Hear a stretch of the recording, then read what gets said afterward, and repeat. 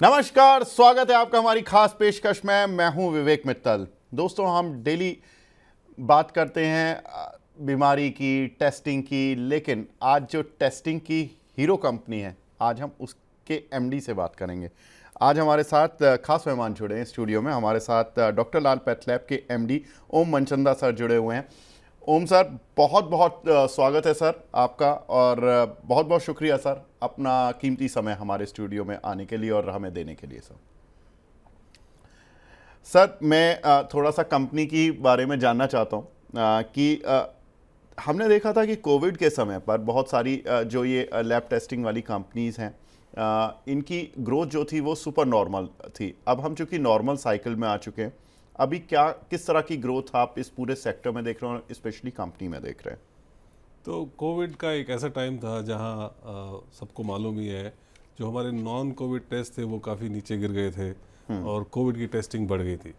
उसके बाद एक फेज़ फिर आया जब दोनों की टेस्टिंग बढ़ गई थी, बिकॉज इतनी ज़्यादा कोविड की पॉजिटिविटी हुई। फिर उसके बाद धीरे धीरे कोविड का नीचे आना शुरू हुआ।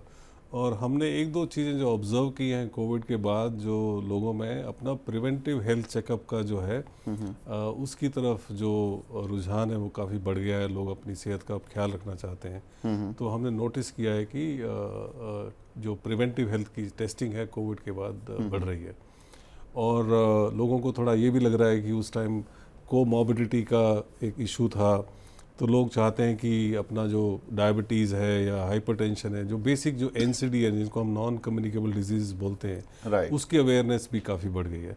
लेकिन ओवरऑल अब थोड़ा स्टेबल ग्रोथ ट्रेजेक्ट्री है। बिल्कुल सर।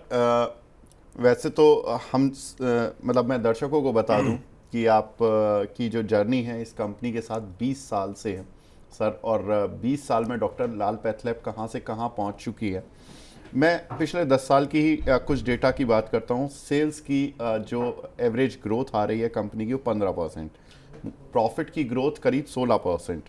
सर, इतनी बड़ी जर्नी में, और जहां से लगभग शुरुआत मैं देख रहा था कि 1995 में कंपनी इनकॉर्पोरेट हुई थी, हालांकि शुरुआत तो 1949 में हुई है कंपनी की। ये जो पिछले 10 साल रहे, इसमें जो ये डबल डिजिट आपने सेल्स ग्रोथ की है सर, क्या कुछ ग्रोथ ड्राइवर्स रहे हैं? तो इसमें एक हमारा जो एक्चुअली जैसे आपने जिक्र किया 1949 से शुरू हुई, फिर 1995 में ये प्राइवेट लिमिटेड कंपनी बनी। मेरी एंट्री इस कंपनी में 2005 में हुई। उस टाइम एक प्राइवेट इक्विटी फंडिंग आया, तो उस फंडिंग के साथ साथ मैं भी इस कंपनी में एंटर हुआ। तो हमारा जो मेन उन दिनों जो है 2005 की अगर मैं बात करूं, तो हमारा जो कम से कम 85-90% बिजनेस दिल्ली एनसीआर से ही आता था। और हमारी कंपनी की जो टर्नओवर थी लगभग 43 करोड़ की थी। और हमारा जो मेन जो फोकस रहा है उसको हम हब एंड स्पोक मॉडल बोलते हैं। उस हब एंड स्पोक में दो चीज़ें आती हैं। एक तो है कि आप अपनी जो लैब्स को थोड़ा एक्सपेंड करते हैं, फिर उसके बाद स्पोक्स में हमारे कलेक्शन सेंटर्स आते हैं जो हम एक्सपेंड करते रहते हैं। और तीसरा जो एक है कि हम हॉस्पिटल में जाते हैं, छोटी लैब्स में जाते हैं, वहाँ से सैंपल पिकअप करके लैब में लेके आते हैं। तो ये हमारा जो एक्सपेंशन का प्लान है चलता रहा है। और धीरे धीरे हमने दिल्ली एनसीआर से लेके फिर हम जो नॉर्थ की बाकी मार्केट्स हैं, यूपी में, पंजाब, हरियाणा, धीरे धीरे हम इसको कंटिगुअस मार्केट जिसको हम बोलते हैं एक्सपैंड करते गए, और ये फिर कारवां चलता रहा। तो इस हिसाब से हम एक्सपैंड करते गए। फिर धीरे धीरे हम नए नए टेस्ट इंट्रोड्यूस किए इसमें हमने। जो आई थिंक मेन जो दो चीज़ें मैं कहूँगा जिससे हमारी ग्रोथ काफ़ी फास्ट हुई है, वो हमने एक सर्विस लेवल पे बहुत फोकस किया। क्योंकि क्वालिटी टेस्टिंग वो तो डॉक्टर लाल पैथलैब की फाउंडेशन है ही, वो तो हमारा बिजनेस का कोर है। बिल्कुल। लेकिन जो सर्विस है, पेशेंट के पास जाना और एंटायर एक्सपीरियंस को कन्वीनियंट करना, उसके ऊपर हमारा बहुत फोकस रहा है। और जो हमने consumer facing, direct to consumer marketing किया, कम्युनिकेशन किया, होम कलेक्शन जाके किया, और इतने सारे कलेक्शन सेंटर खोले जिससे जो है आपको लैब में ना आना पड़े। और अभी क्या हुआ है कि पहले जब मैं आया था 2005 में, आप सुबह सैंपल देने आए, फिर आप पूरा दिन वेट कर रहे हो, शाम को फिर आते हो पता करने मेरी रिपोर्ट तैयार है नहीं है। अब क्या है कि आपको वो सब ये करना नहीं पड़ता है। अब आपको ऐप पे बुक करो, उसी में पे करो, उसी टाइम आपको होम कलेक्शन का टाइम मिल जाएगा। सो इतना कन्वीनियंट हो गया अब एक्सेस करना, उससे काफ़ी ग्रोथ हमारी हुई है। बिल्कुल सर, हमें याद है कि जब हम शुरुआती दौर में जब एक लैब टेस्ट में ब्लड टेस्ट कराना होता था तो बहुत लंबा प्रोसीजर होता था, और उस समय पे तो ऑर्गेनाइज भी नहीं था ये सेक्टर। इनफैक्ट हम लोग आसपास की ही लोकल लैब्स में जाते थे, ऑथेंटिसिटी नहीं थी उस समय पर कि ये जो रिपोर्ट हम देख रहे हैं ये कितनी रिलायबल है। ऑफ कोर्स मतलब आपके सेक्टर में बहुत ज़्यादा कंपनीज नहीं हैं, और आप तो उस सेगमेंट के लीडर हैं, और आपने बहुत सारे इनोवेशंस भी किए, और ये सारा आप ही की लीडरशिप में हुआ है ऑफ कोर्स। लेकिन अब जो बात आ रही है कि सर ये सारी फैसिलिटीज़ टीयर 2 टीयर 3 सिटीज़ में भी लोगों को मिलनी चाहिए। अभी तक हमने देखा कि ये जो एक्सपेंशन है ये ज़्यादातर टीयर 1 सिटीज़ में रहा, मेट्रो सिटीज़ में रहा। क्या प्लान्स है सर कंपनी के? ये अगर आप पूरा हेल्थ केयर सिस्टम को ही देखें, ना कि लैब से रिलेटेड, इवन हॉस्पिटल्स भी आप देखें, तो हमारे इंडिया में जो ज़्यादा हेल्थ केयर का इंफ्रा है, और स्पेशली जो क्वालिटी हेल्थ केयर का इंफ्रा है, वो एक्चुअली टॉप सिटीज़ में ही है। अगले फेज़ में ऑब्वियसली ग्रोथ जो है टीयर 2 टीयर 3 टाउन्स में आएगी। और जो हमारा, मैंने आपको हब एंड स्पोक के मॉडल के बारे में बताया, हमारे जहाँ हम जब कभी से नई मार्केट में जाते हैं तो वहाँ कलेक्शन सेंटर खोलते हैं, और कलेक्शन सेंटर जो है धीरे धीरे जब बड़ा होता है तो वो टाउन फिर हमारे लैब टाउन बन जाता है, बिकॉज फिर हम उसको लैब में कन्वर्ट करते हैं। जैसे ही हम लैब लगाते हैं तो 10-12 और कलेक्शन सेंटर खुल जाते हैं। ऐसे ही मार्केट इवॉल्व होता है। अब मैं देख रहा हूँ कि धीरे धीरे हॉस्पिटल नेटवर्क भी बढ़ता जा रहा है टीयर 2 टीयर 3 में, और डॉक्टर्स भी अब काफ़ी टीयर 2 टीयर 3 में जा रहे हैं। जैसे जैसे ये सारा इंफ्रा जाएगा, लैब का इंफ्रा भी ग्रो करता रहेगा। बिल्कुल सर, मैं लैब के इंफ्रा पे ही देख रहा था, आपकी कंपनी के ही मैं टेस्ट सेंटर देख रहा था, करीब 280 टेस्ट सेंटर हैं, करीब 11,500 से ज़्यादा आपके पिकअप पॉइंट्स हैं। अगले 2-3 साल में ये ज़्यादा बढ़ेंगे या सर कुछ नया मॉडल इमर्ज हो रहा है? मैं थोड़ा अगर कंपेयर करूँ ये जर्नी को, पहले हम काफ़ी ज़्यादा लैब्स के ऊपर फोकस करते थे, और एक हम रेशियो देखते थे कि लैब के साथ साथ कितने कलेक्शन सेंटर्स हैं। अगर मुझे ध्यान है तो आई थिंक उन दोनों, एक लैब के पीछे हमारे पास 8-9 की एवरेज होती थी कलेक्शन सेंटर की। ओके। अब वो बढ़ के जो है 20 तक पहुंच गई है। अच्छा। तो और ये मुझे लगता है क्योंकि वो इसलिए हुआ है कि लॉजिस्टिक्स सिस्टम हमारा इतना परफेक्ट हो गया कि जैसे सैंपल आपने कलेक्ट किया, फटाफट उसको आप नियरेस्ट लैब में लेके चले गए। तो उससे क्या है कि सबसे 2 फायदे होते हैं उससे। एक तो ये होता है कि आपका जो लैब का टेस्टिंग मेन्यू है, जितना ज़्यादा सेंट्रलाइज होगा उतना ज़्यादा स्केल होगा, और जितना स्केल होगा उतना ज़्यादा कॉस्ट ऑफ टेस्ट है वो कम हो जाती है, टेस्ट मेन्यू बढ़ जाता है, क्वालिटी के प्रोसेसेस बढ़ जाते हैं, ऑटोमेशन बढ़ जाती है। तो हमारी कोशिश ये रहती है कि जितना थ्रूपुट एक लैब में जाए उतना सबको फ़ायदा होता है, कॉस्ट में भी, इकोनॉमिक्स में भी, क्वालिटी में भी, और स्ट्रीमलाइनिंग ऑफ प्रोसेस में भी। तो ये इसके ऊपर ज़्यादा ध्यान रहेगा। दूसरा ये है कि हम चाहते हैं कि जो हमारी मेन लैब है, अभी 4 लैब्स हैं, वो मेट्रोज़ में ही हैं। जैसे जैसे ये बिज़नेस बड़ा होगा हम चाहते हैं कि वो जो मेन लैब जो ज़्यादा टेस्ट करती है, जितना ज़्यादा नीचे जाए उतना ज़्यादा अच्छा है। नीचे का मतलब मेरा रीजन्स में जाए। बिल्कुल। तो सर मतलब ग्रोथ ड्राइवर्स अगर मैं पूछूं कंपनी के, तो वो क्या रहेंगे अगले 2-3 सालों के लिए? ग्रोथ ड्राइवर ऑब्वियसली पेशेंट की तरफ से देखा जाए तो नॉन कम्युनिकेबल डिजीजेज जो है वो एक मेजर सेगमेंट है जिस पे हम फोकस करना चाहते हैं। दूसरा जो हाई एंड टेस्ट हैं उस पे हम बहुत फोकस करना चाहते हैं, related to oncology, auto immune disorders, gene sequencing, genomics, वो हमारे हाई एंड टेस्ट पोर्टफोलियो है। तो हमारा ध्यान इन दोनों की तरफ रहेगा। तीसरा ये है कि हम टीयर 2 टीयर 3 में जाना चाहते हैं। जितना ज़्यादा हम नेटवर्क नीचे लेके जाएंगे उतना हमारे लिए ठीक रहेगा। लेकिन ये तो कुछ कंपनी की बातें हैं। अब मैं सर से कुछ ऐसी बातें करने जा रहा हूँ जो कि सर की पर्सनल लाइफ से जुड़ी हुई, क्योंकि सर की जो पर्सनल लाइफ है वो एक इंस्पिरेशन से कम नहीं है। और जैसे जैसे देखिए, हम रोज़ कॉर्पोरेट्स पे बात करते हैं, टॉप मैनेजमेंट से बात करते हैं, लेकिन आज सर से हमने इम्पोर्टेंट समय इसलिए भी लिया कि सर हम से कुछ पर्सनल बातें कर सकें, कुछ अपनी इंस्पायरेशनल थॉट्स हमारे साथ शेयर कर सकें। सर मैं पढ़ रहा था आपकी जर्नी के बारे में कि आपके फोरफादर्स पाकिस्तान से आए थे, और उसके बाद एक बहुत ही मिडिल क्लास में कह सकता हूँ, शायद लोअर मिडिल क्लास आपने शायद समय देखा आपके फोरफादर्स ने, और शायद उसका कुछ हिस्सा आपने भी अपनी लाइफ में जिया होगा। उसके बाद IIM अहमदाबाद से MBA करना, हार्वर्ड से आपने एक कोर्स किया एडवांस मैनेजमेंट का।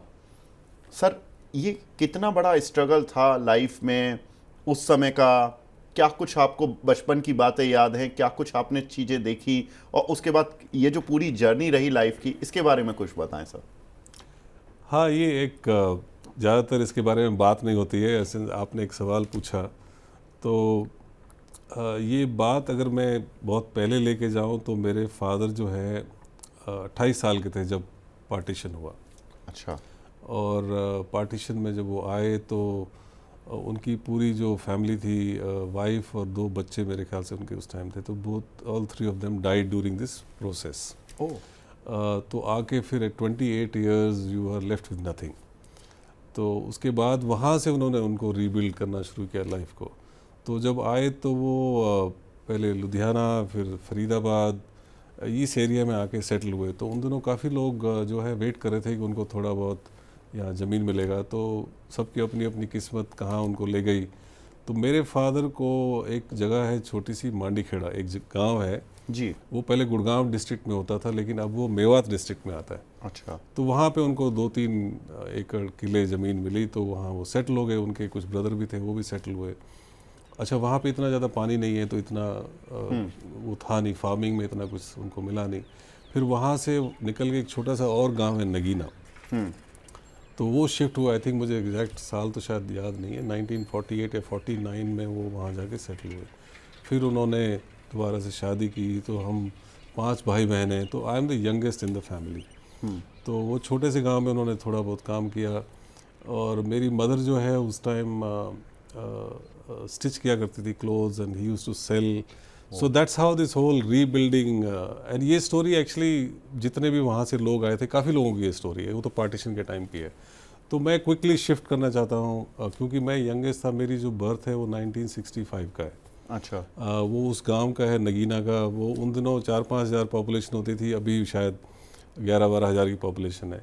और ये एक डिस्ट्रिक्ट, अब वहाँ से मेवात अलग डिस्ट्रिक्ट बन गया, पहले गुड़गांव होता था। और अगर आप नीति आयोग का डेटा देखें तो मेवात एक जो एस्पिरेशनल डिस्ट्रिक्ट है, is one of the most backward district in India, not only in Haryana, though it's not too far from Gurgaon, but it's that's the way it is. तो मेरा एक्चुअली स्कूलिंग वहाँ से है, वहाँ हरियाणा स्कूल है, वो मैंने आपको थोड़ा बताया भी है स्कूल के बारे में। ये वीडियोस तो मेरा वहाँ प्राइमरी स्कूलिंग वहीं से है। तो सेकेंडरी स्कूल, तब तक तो मुझे इस दुनिया के बारे में ज़्यादा इतना पता नहीं था। एक्चुअली हमारा जो गांव है नगीना, वो मेन रोड पर भी नहीं था। तो एक बस से हम उतरते थे, फिर रिक्शा लेके हम अपने गांव में जाते थे। तो 15 साल की उम्र तक तो मैं उसी गांव में रहा हूँ। तो हमारे लिए गुड़गांव आना, कभी कभी मैं अपने ब्रदर के साथ आता था, तो वही मेरा एक्सपोजर था। लेकिन मेरी पढ़ने में मैं बहुत अच्छा था, स्कूल में टॉप किया मैं। अच्छा। हाँ, तो फिर ये था कि अब आगे करना क्या है।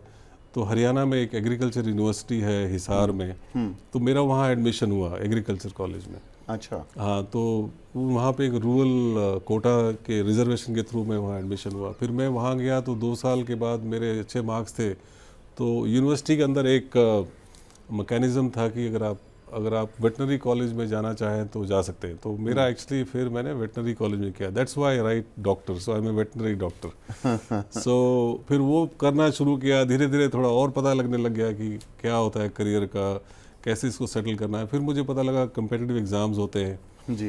उन दिनों IAS का हमारे एटलीस्ट कॉलेज में बहुत शौक था, तो उसकी तैयारी करते थे लोग। बैंक्स में जाते थे प्रोबेशनरी ऑफिसर्स के लिए, और IIM में, और इरमा एक रूरल मैनेजमेंट इंस्टीट्यूट है आनंद में, हाँ। तो उसकी तैयारी करते थे। तो साथ साथ मैंने जैसे ग्रेजुएशन किया, इनकी तैयारी करनी शुरू कर दी। हाँ। और फिर मैंने मास्टर्स डिग्री का भी कुछ किया, मुझे ICR का एक फेलोशिप मिला, फिर मास्टर्स डिग्री शुरू की वहाँ पर इन वेटनरी मेडिसिन। फिर मेरा IIM में एडमिशन हो गया। पहले अटैम्प्ट में मैंने रिटर्न किया, मेरा इंटरव्यू में नहीं हुआ। फिर मैंने सोचा कि नहीं, अभी लगा रहा हूँ इसके पीछे। हाँ। तो फिर दूसरे अटैम्प्ट में मेरा हो गया वहाँ पर। So I landed up in Ahmedabad. Sir, मतलब एक ऐसी फैमिली जहाँ पर कि आई थिंक आपके जो पेरेंट्स हैं वो उतने शायद उन्होंने एजुकेशन में उतनी हायर डिग्रीज नहीं ली होंगी, और आप अचानक से मतलब पढ़ाई की तरफ, आपके जो कज़न्स थे, आपके जो ब्रदर सिस्टर थे, उनका रुझान था क्या? उनसे कोई इंस्पिरेशन मिली थी पढ़ने की इतनी हाई लेवल पर, या आप खुद से ही तैयार हो रहे थे? एक्चुअली ये बड़ा अच्छा सवाल है। मेरे फादर को तो एक्चुअली कोई लैंग्वेज आती नहीं थी, उनको सिर्फ उर्दू ही आती थी। अच्छा। हाँ, तो और उनको कुछ नहीं पता था कि क्या होती है लाइफ, मतलब उनको जो स्ट्रगल, डेली स्ट्रगल देखा उन्होंने, तो उनका तो ये था कि जितना तू पढ़ सकता है पढ़, हम आपको फाइनेंशियल सपोर्ट देते रहेंगे जितना उस टाइम खर्चा होता था। तो आई थिंक मेरे ब्रदर सिस्टर का काफ़ी सपोर्ट रहा है। ओके। मेरे जो बड़े भाई हैं, आई थिंक सबसे ज़्यादा प्रेशर उन्होंने ही लिया था, बिकॉज उनकी अब एज है 75 के आसपास। तो उस अच्छा। टाइम जो स्ट्रगल रहा है तो सारी परिवार करते थे। तो मेरे को आई थिंक कहीं ना कहीं मोटिवेशन से स्कूल से मिलने लगा, क्योंकि कहीं आपके अच्छे मार्क्स आते तो पूरा गांव ही खुश होता है। तो एक इस तरह की न्यूज़ होती है कि हाँ उस लड़के के बड़े अच्छे नंबर आए, तो एक एनकरेजमेंट भी मिलती है, एक प्रेशर भी बिल्ड होता है। बिल्कुल। तो आई थिंक मेरे को अपनी फैमिली से, मेरे ब्रदर सिस्टर से काफ़ी एनकरेजमेंट मिली। उसके बाद ऑब्वियसली अगर आपका दिल है करने का, तो मैं भी साथ साथ चलता गया, ऐसे ही पता लगता रहा। तो मैंने ये लाइफ में ये सोचा है कि अगर आपको आपके अंदर से कुछ हो रहा है और आप थोड़े बहुत रिसोर्सफुल हैं, तो आप पहुंच ही जाओगे वहाँ पर। काफ़ी इंस्पायरिंग जर्नी है सर। और आज मैं ये बातें इसलिए कर रहा हूँ, मैं एक और अपडेट दर्शकों को बता दूँ कि after 20 years sir as an MD 31 March को सर का टर्म पूरा हो रहा है एज एन एमडी। तो सर 20 साल हो गए आपको डॉक्टर लाल पैथ लैब में, और एक स्क्रैच से कंपनी शुरू हुई थी और वहाँ से आज इंडिया की लीडिंग कंपनी, और आपने वो पूरी जर्नी देखी है। मतलब एक तरफ आपकी पर्सनल लाइफ जो कि इंस्पिरेशन से कम नहीं, कि कहाँ से आप पाकिस्तान से आपके फोरफादर्स आए, कुछ एजुकेशन का लेवल नहीं था और आपने IIM अहमदाबाद से डिग्री ली, हार्वर्ड में पढ़े, वो तो ज़बरदस्त अचीवमेंट है। मैं दर्शकों को एक चीज़ और बता दूं कि सर ने हिंदुस्तान यूनिलीवर, मॉन्सेंटो, रेनबैक्सी ऐसी बड़ी बड़ी कंपनीज़ में सीनियर लेवल पर काम किया है। सर मैं इस प्रोफेशनल जर्नी को 2 पार्ट में डिवाइड करूंगा। एक प्री डॉक्टर लाल लैब, जहां पर कि आपने इन 3-4 कंपनीज में काम किया, और एक जब आपने 20 साल की ये जो जर्नी आपकी डॉक्टर लाल पैथ लैब की, ये कैसी रही, इसमें क्या लर्निंग्स रहीं, क्या कुछ आप, क्योंकि हमारी अब जो जनरेशन है सर, जो ये ऑडियंस है, ये आपकी स्टोरी को देख रही होगी और इसमें ये समझने की कोशिश करेगी कहाँ ज़िंदगी कैसे भी मोड़ ले सकती है, अगर आप में अपनी किस्मत को मोड़ने की क्षमता है तो। सर ये बताएं। अगर आप इसको, मेरी पूरी जर्नी को देखें, एक तो ये पढ़ाई वाला सिलसिला है, जो मैं स्कूल से, गांव के स्कूल से निकल के हिसार गया, हिसार से फिर मैं अहमदाबाद गया। आई थिंक मेरे पर्सनल लाइफ में ये एक फेज़ है, लेकिन एक बड़ा इम्पॉर्टेंट फेज़ शुरू हुआ जब मेरे को हिंदुस्तान लीवर ने वहाँ से सेलेक्ट किया। अच्छा। अहमदाबाद से, बिकॉज हिंदुस्तान लीवर जैसी कंपनी जो है IIM में टॉपर्स को सिलेक्ट करती है, IIT के टॉपर्स को लेती है। Day 1 कंपनी होती थी, मोस्ट सॉट आफ्टर कंपनी होती थी, जिसको वहाँ जॉब चाहिए वहाँ लोग जाना चाहते थे। तो इसको आप स्ट्रोक ऑफ लक बोलिए या कुछ भी बोलिए कि मेरा वहाँ पे सिलेक्शन हो गया। और मुझे जो लगता है कि जो उसके बाद की जर्नी, या जो मेरा करियर जो शेप हुआ है, आई थिंक 90%, 99% क्रेडिट मैं उसी कंपनी को देता हूँ। बिकॉज हिंदुस्तान लीवर में जो मुझे सीखने को मिला, जिस तरह के मुझे बॉसेस मिले, जिस तरह का मुझे वहाँ माहौल मिला, तो वो एक्चुअली मुझे आई थिंक सबसे ज़्यादा इन्फ्लुएंस मेरे ऊपर उस कंपनी के टाइम का है। अच्छा। वो 1990 से लेके लगभग 2099 एंड तक मैं वहाँ था, और कई तरह के सीखने को मिला। एक्चुअली वो एक तरह की और ही एक दूसरी MBA थी वो। तो वो एक, इनफैक्ट उस टाइम भी मैं काफ़ी वहाँ अच्छा कर रहा था, एक पीक पर। फिर क्योंकि मेरी जो बैकग्राउंड है लाइफ साइंसेस, वेटनरी से है, मैंने काफ़ी कमर्शियल किया हुआ था, तो मुझे लगा कि शायद मैं इस तरह के सब्जेक्ट्स में जाऊं जहां पे मैं अपनी जो बायोलॉजी की नॉलेज है, साइंस की नॉलेज है, वो भी मैं यूज़ कर सकूं। जी। बिकॉज आपको पता है हिंदुस्तान लीवर एक FMCG कंज्यूमर प्रोडक्ट की कंपनी है। पर उन दिनों उस कंपनी से मैंने एक्चुअली बिजनेस के बारे में, ब्रांडिंग के बारे में, कंज्यूमर के बारे में बहुत सीखा है। फिर जब मैं मॉन्सेंटो में गया, वहाँ पे वो एक एग्री बिजनेस है, बिल्कुल अलग बिजनेस है वो। वो B2C नहीं है। तब तक मुझे इतना शायद समझ भी नहीं थी कि मैं उसको मिस करूँगा कंज्यूमर टाइम को। फिर जब मैं वहाँ गया तो मुझे लगा कि शायद ये एक नैरो फील्ड है, लेकिन कंपनी तो बड़ी अच्छी है। फिर मुझे लगा कि मुझे ऐसे फील्ड में जाना चाहिए जहाँ पर कंज्यूमर एंगल भी हो और साइंस का एंगल भी हो। फिर मैंने रैनबैक्सी में आया। रैनबैक्सी उस टाइम एक consumer health care business establish करने लगी थी। उनका एक ब्रांड है रीवाइटल, अब तो खैर अब तो वो कंपनी सन फार्मा में चली गई है। रीवाइटल, उनके चेरी कॉफ, वॉलनी जेल, ये नाम सुने होंगे आपने। बिल्कुल बिल्कुल सर, सुने। तो ये डिवीजन हमने वहाँ पर शुरू किया था। अरे वाह। तो कंज्यूमर हेल्थ केयर उसको बोलते थे हम। 2002 की बात है। 3 साल फिर मैंने वहाँ काम किया। तो अगर आप वो देखो, एक 15 साल का सफ़र जो है मेरा, ये लार्ज MNCs, हिंदुस्तान यूनिलीवर तो यूरोपियन है, उसके बाद Monsanto is American multinational, Ranbaxy is और was Indian, large Indian multinational. तो ऐसे बड़े बड़े कंपनी में करके फिर सडनली मेरे को अगर आप पूरी जर्नी देखें तो मैं I am used to taking some of the side steps, disrupt my own career. तो फिर मेरे पास ऐसे कुछ ऑफर्स आने लगे कि जो फैमिली बिजनेसेस है उसमें, उस टाइम प्राइवेट इक्विटी इंडिया में नया नया आया था। बिल्कुल। सो कुछ ऐसे ऑफर्स आने लगे कि वो प्रोफेशनलाइज करना चाहते हैं। तो फिर मुझे तब तक कॉन्फिडेंस भी काफ़ी था अपने ऊपर कि मैं कुछ कर सकता हूँ, बिजनेस खड़ा कर सकता हूँ। ऑब्वियसली अपना तो शुरू नहीं कर पाया, बट ये एक एंटरप्रेन्योरियल वेंचर की तरह ही मैं यहाँ पर आया था। ओके। सो एक प्रोफेशनल एंटरप्रेन्योर है, बिकॉज आप छोटी सी कंपनी है, उसमें आपने फंडिंग हुई है और आप एक प्रोफेशनल हैं, प्रमोटर के साथ काम कर रहे हैं। तो दिल में हिचकिचाहट तो बहुत थी कि ये मैं कैसा स्टेप ले रहा हूँ, बट उस टाइम एक मेरे लिए बहुत बड़ा रिस्क था ये। बिकॉज अगर बाई चांस ये स्टेंट काम नहीं करता तो वापस आना तो बिल्कुल ही मुश्किल था बड़ी कंपनीज में। तो उसको आप लीप ऑफ फेथ बोलिए, या मेरे 1-2 फ्रेंड्स थे जिन्होंने मुझे गाइड किया कि शायद ये एक अच्छा आपके लिए हो सकता है, तो मैंने ये रिस्क लिया उस टाइम। अच्छा। हाँ, कि मैंने चलो देखा जाएगा जो होगा।